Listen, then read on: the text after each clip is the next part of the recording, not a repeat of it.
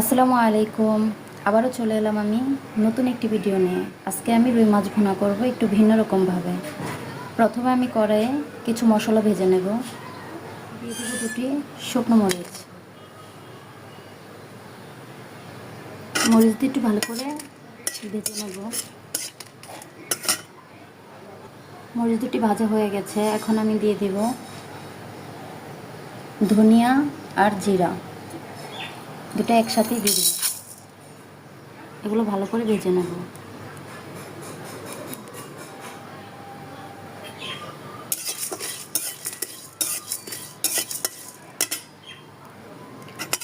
ধনিয়া আর জিরা ভাজা হয়ে গেছে, এখন নামিয়ে নেব। এখন আমি কড়াই দিয়ে দিব সয়াবিন তেল।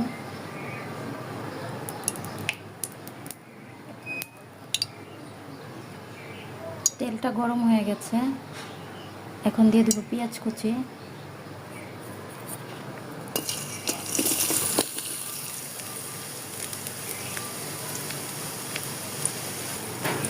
পেঁয়াজগুলো লাল করে ভেজে নেব।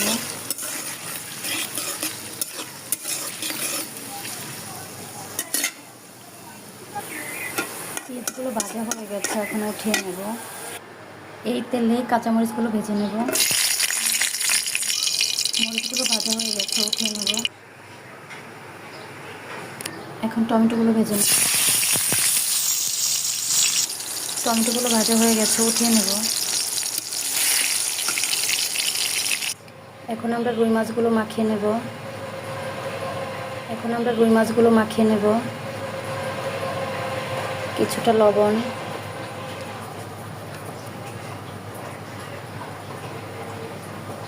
কিছুটা হলুদ, কিছুটা মরিচের ফাঁকি দিয়ে ভালো করে মাখিয়ে নেব।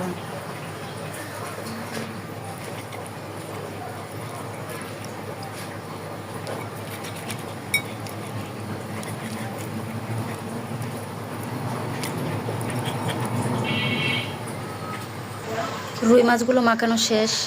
ইচ্ছে করলে এভাবে মেখে কিছুক্ষণ রেখে দিতে পারেন, কিন্তু আমার সময় নেই। ওই তেলেই আমরা মাছগুলো ভেজে নেব।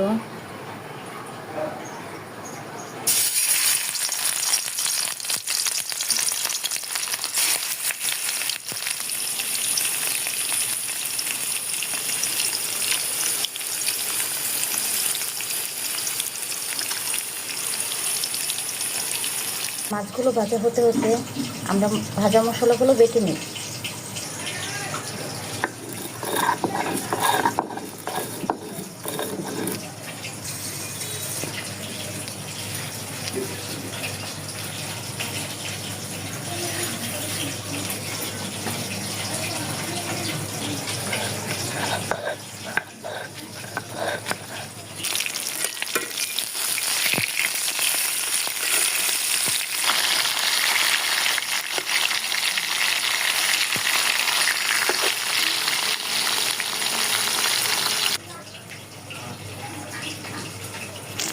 মাছগুলো ভাজা হয়ে গেছে, এখন উঠিয়ে নেব।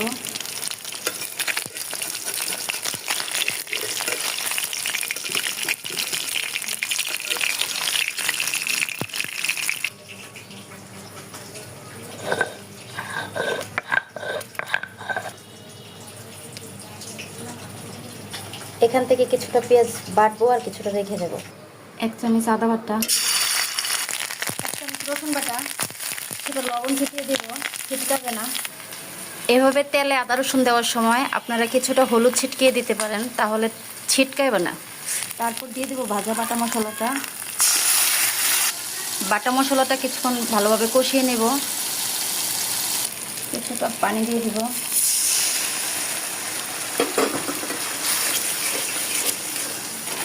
হলুদের ফাঁকি,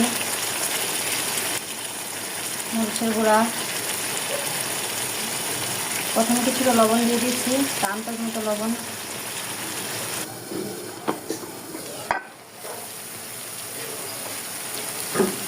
কষানো হয়ে গেছে তরকারি মশলা, এখন পানি দিয়ে পানিটা ফুটিয়ে নেব। পানিটা ফুটে গেছে, এখন সরিষা বাটাটা দিয়ে দেব। সরিষা বাটাটা মিলিয়ে নিব।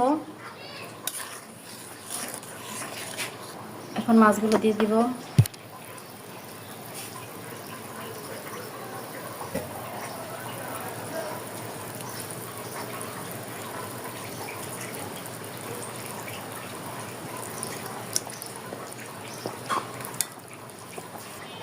ঢেকে দেব।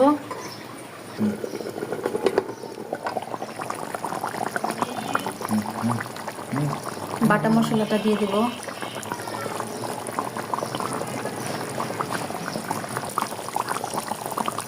বাটা মশলাটা পুরোটা আমার লাগেনি, আপনারা চাইলে আপনাদের ইচ্ছা মতো দিবেন, পরিমাণ মতো দিবেন। আমার ভিডিওটি যদি ভালো লেগে থাকে কমেন্ট করে জানাবেন, আর এই ধরনের ভিডিও পেতে চাইলে আমার চ্যানেলটি সাবস্ক্রাইব করে রাখবেন। আল্লাহ হাফেজ।